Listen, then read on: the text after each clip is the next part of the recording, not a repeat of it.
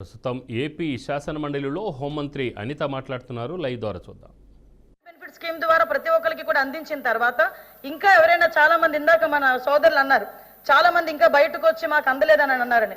అందలేదు అని చెప్పిన ప్రతి ఒక్కరిని కూడా వెరిఫై చేసుకున్నాం. వాళ్ళకి నిజంగా అందాలి అని చెప్పేసి అక్కడ మనకి అందులోని గనక మనకి పాజిటివ్నెస్ ఉంటే డెఫినెట్ గా వాళ్ళందరికీ కూడా డబ్బులు ఇచ్చిన పరిస్థితి కూడా కనిపించింది. రీసెంట్ గా ఫిబ్రవరిలో కూడా 56 కోట్లు కూడా విజయవాడకి రిలీజ్ చేయడం జరిగింది. విజయవాడ ప్రజల్లో ఎక్కడా కూడా ఎటువంటి అసంతృప్తి లేదు. మీరు రాజకీయం చేయాలి అనుకుని రాజకీయాలు మాట్లాడితే తప్పించి, ఈ రోజు నాకు తెలిసి మీరు కూడా ఆ రోజు విజయవాడ వరద బాధితుల్లోని మీరు ఉన్నారని ఒకనొక సందర్భంలో మీరు కూడా నాకు చెప్పారు. మీరు ఎవరో సంథింగ్ మీరు కూడా చెప్పారని చెప్పారు. నిజంగా ఇప్పటికీ నేను కట్టుబడి ఉన్నాను అధ్యక్ష, విపత్తుల శాఖ మంత్రిగా నేను ఇప్పటికీ కట్టుబడి ఉన్నా. నిజంగా ఎవరైనా విజయవాడ వరద బాధితుల్లో మాకు ఈ డబ్బులు రాలేదు అని చెప్పి ఈ రోజుకి కూడా కలెక్టర్ ఆఫీస్ కి గనక ఇస్తే అది జెన్యూన్ అయితే డెఫినెట్ గా ఇవ్వడానికి మేము ఆ ప్రభుత్వం సిద్ధంగా ఉంది. ఇంకో విషయం అధ్యక్ష, ఒక విషయం చెప్పాలి అధ్యక్ష, మాకు అన్ని విరాళాలు వచ్చినాయి అధ్యక్ష. విషయం ఏంటంటే తమ్ముడు ఇంకా అవ్వలేదు, ఇంక నేను ఒకటే చెప్తున్నాను అధ్యక్ష, ఈ విరాళాలు కూడా అధ్యక్ష నిజంగా కొన్ని సందర్భాల్లో కష్టం వచ్చినప్పుడు ప్రజలు ఎలా స్పందిస్తారు, ఒక విజనరీ నాయకుడు నాయకత్వంలో ఈ రాష్ట్రం ఉండేటప్పుడు ఎలా స్పందిస్తారని చెప్పడానికి మొన్న బుడమేరు వరదల సహాయం ఎలా అయితే వచ్చిందో అదే ఒక ప్రత్యక్ష ఉదాహరణ అధ్యక్ష. వీల్ చైర్ లో ఉన్న వాళ్ళు కూడా అధ్యక్ష దేన్నైనా యాక్సెప్ట్ చేయాలి మనం. కొన్ని సందర్భాల్లో ప్రతిదీ రాజకీయ కోణంలో చూడాలనుకుంటే విమర్శించే ధోరణిలో వెళ్తాం. కానీ ఈ రోజు చూస్తే అధ్యక్ష కిడ్నీ బ్యాంకులు బయటకు తీసుకొచ్చి చిన్న పిల్లలు దాచుకున్న డబ్బులు కూడా బయటకు తీసుకొచ్చి బుడమేరు వరద బాధితులకి ఇచ్చిన సందర్భాలు కూడా చాలా ఉన్నాయి అధ్యక్ష.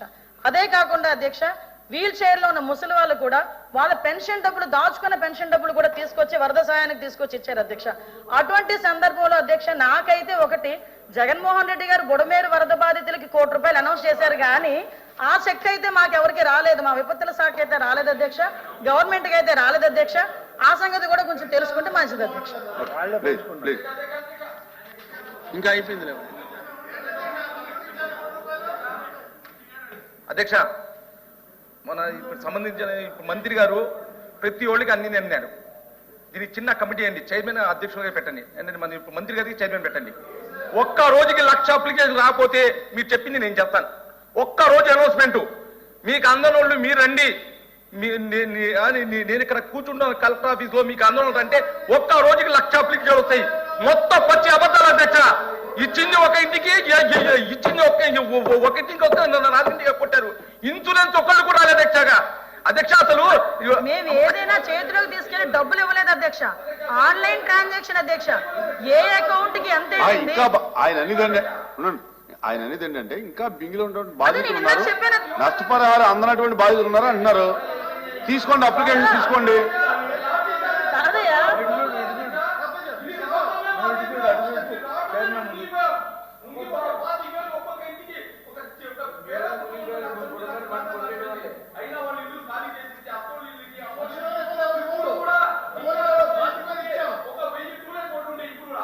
అధ్యక్ష విషయం ఏంటంటే కాదు అధ్యక్ష, నేను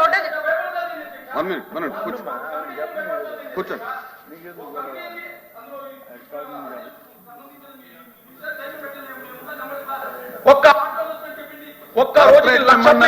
కంప్లైంట్ కలెక్టరేట్ ఇవ్వండి. కాదండి, కలెక్టర్ పట్టించుకోలేదు అధ్యక్ష.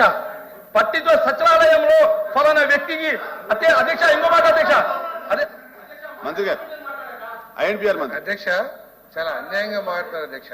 ఇప్పుడు 1,00,000 అప్లికేషన్ రాకపోతే ఏ చర్య తీసుకున్నా నేను సత్యవాడినా కదా. ఇప్పుడు దాకా ఆ పార్టీ కానీ లేదా ఎన్ని అప్లికేషన్లో లేదా ఎన్ని పిటిషన్లో కలెక్టర్ గారికి కానీ సబ్ కలెక్టర్ గారికి కానీ అప్పుడు చెప్పారు అధ్యక్ష, మీకు ఏదైనా ఉంటే సబ్ కలెక్టర్ గారికి సబ్మిట్ చేయమని చెప్పేసి ఎన్ని అప్లికేషన్లు సబ్మిట్ చేశారు అధ్యక్ష. అప్పుడు దాకా ఒకవేళ 1,00,000 అప్లికేషన్ వచ్చేటైతే ఇప్పుడు దాకా ఎన్ని సబ్మిట్ చేశారు? కనీసం ఒక 100, 200, 300 చెప్పడం లెక్క. ఏదో మైక్ ఇచ్చారు కదా అని చెప్పేసి ఇష్టం వచ్చాడు అధ్యక్ష. నిజంగా ముఖ్యమంత్రి గారు ఎంత కేర్ తీసుకున్నారంటే మేము చూసాం అధ్యక్ష. బురద ఇళ్లలోకి వెళ్ళిపోతే మొత్తం రాష్ట్రంలో ఉన్న ఫైర్ ఇంజిన్ అన్ని తీసుకొచ్చి క్లీనింగ్ చేయించారు అధ్యక్ష. ఆ ఆడవాళ్ళు కూడా ఆశ్చర్యపోయారు అధ్యక్ష. అరే ఏంటి ఇంత ఇదిగా ఏ ప్రభుత్వం చేయలేదు, మా ఇళ్ళన్ని కూడా క్లీన్ చేస్తున్నారని చెప్పేసి అంతా పని చేస్తే ఓకే, మేము కాదంటే అధ్యక్ష. ఏదైనా కొంతమంది ఉంటే తీసుకురండి, మీ పార్టీ తరఫున తీసుకొస్తారా లేకపోతే వాళ్ళే వచ్చి అప్లికేషన్ ఇస్తారా ఇవ్వని చెప్పండి. అంతేగాని 1,00,000 మంది రాకపోతే అని తక్కువ చేసి మాట్లాడతాం చాలా తప్పు అధ్యక్ష. అది ప్లీజ్ రాహుల్ గారు ఇప్పుడు కమిటీ కాదు, అప్లికేషన్స్ ఏమైనా ఉంటే తీసుకోండి, సబ్మిట్ చేయండి.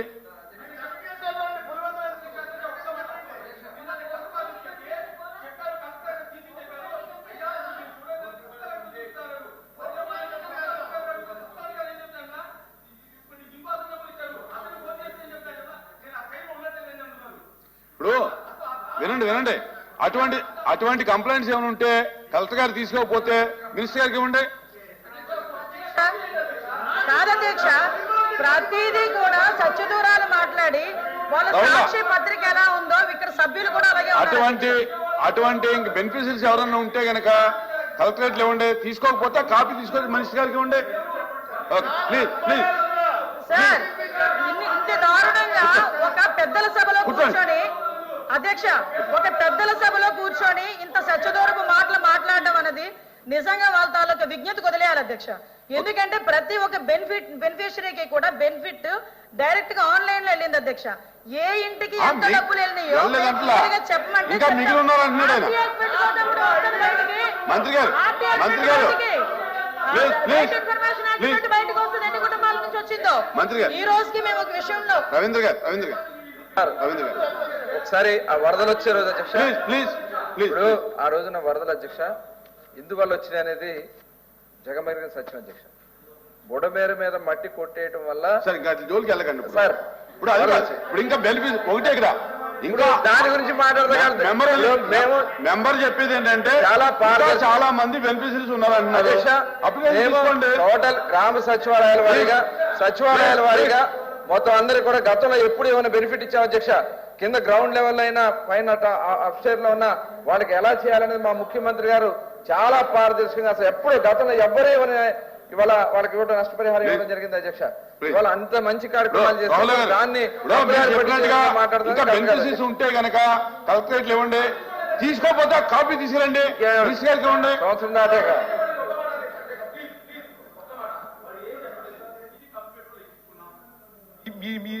ఇప్పుడు మీరు ఇంకా నుంచి వెళ్ళిపోండి, మీ అకౌంట్ లో డబ్బులు పడతాయి. బాబు, దాని తప్ప ఏం లేదు అధ్యక్ష. సభలో మంత్రి గారు చెప్తున్నారు ఆఖరికి ఒక్క మెంబర్ ఉన్నా కూడా ఇస్తామంటున్నారు. మీరు లిస్ట్ పెట్టండి. కమిటీలు ఏముండవు, కూర్చో. కమిటీ కోటి రూపాయలు చేద్దామా తమ్ముడు? కోటి రూపాయలు జగన్ కోటి రూపాయలు చేద్దామా కమిటీ? చెప్పు ఒకసారి. జగన్మోహన్ రెడ్డి ఇస్తారని కోటి రూపాయలు ఉందా? రోజు ఒకటే చెప్తాను అధ్యక్ష, సమాధానం చెప్పాలి. కూర్చోమనండి అధ్యక్ష, కూర్చోమనండి. కూర్చోండి. ఎక్కడ రోడ్డు మీద అరిచినట్టు మాట్లాడితే అవ్వదు.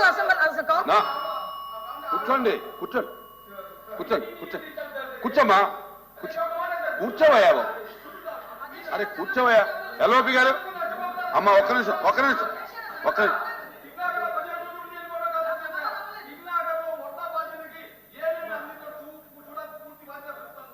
Okay please.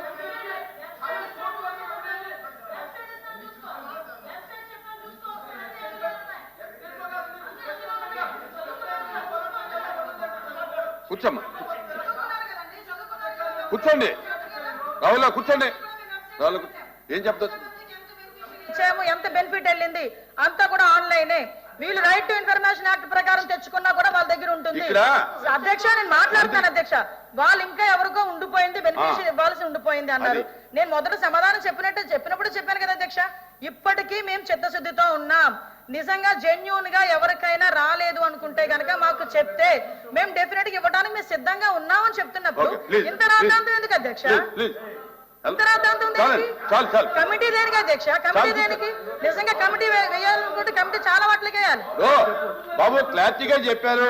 ఇంకెవరన్నా అధ్యక్ష, ఇక్కడున్న సభ్యులందరికీ విను స్వామి. కూర్చోమ్మా, కూర్చో.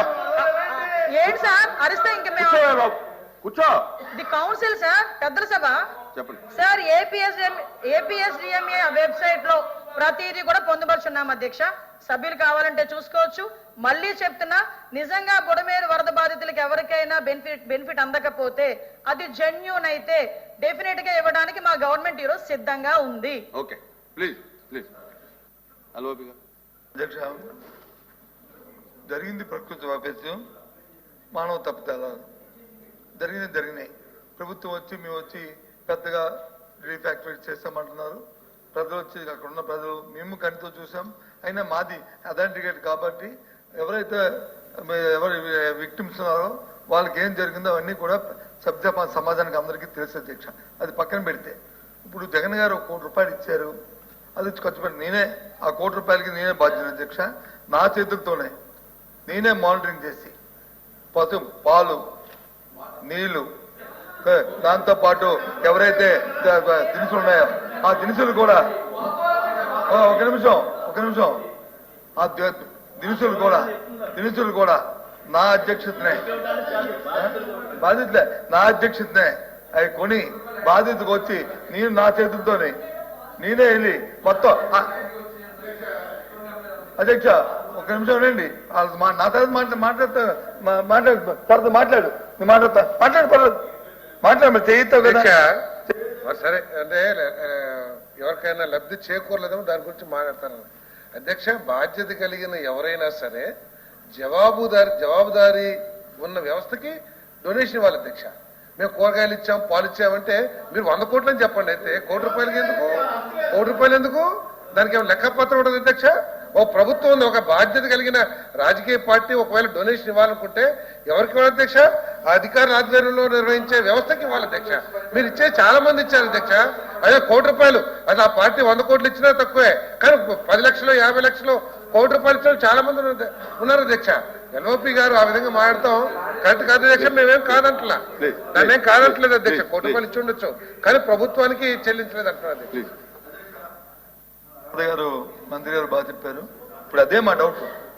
ఏదైతే సబ్మిట్ చేసిన ప్రశ్న ఏంటి, మీకు వచ్చిన మీ నిధుల్ని ఆ నిధులు ఎక్కడ ఖర్చు పెట్టారు, ఇంకా లబ్ధిదారులు ఉన్నారు, ఇంకా దాని విక్టిమ్స్ ఉన్నారు, వాళ్ళు సక్రమంగా అవ్వలేదు, అందులో అక్రమాలు జరిగాయి అన్నారు. మాకు నమ్మకం లేదు కాబట్టే మా 1 కోటి రూపాయలని మేము ఎవరైతే నిజమైన విక్టిమ్స్ ఉన్నారో వాళ్ళకి అందే ఏర్పాటుని మేము చేసుకున్నాం.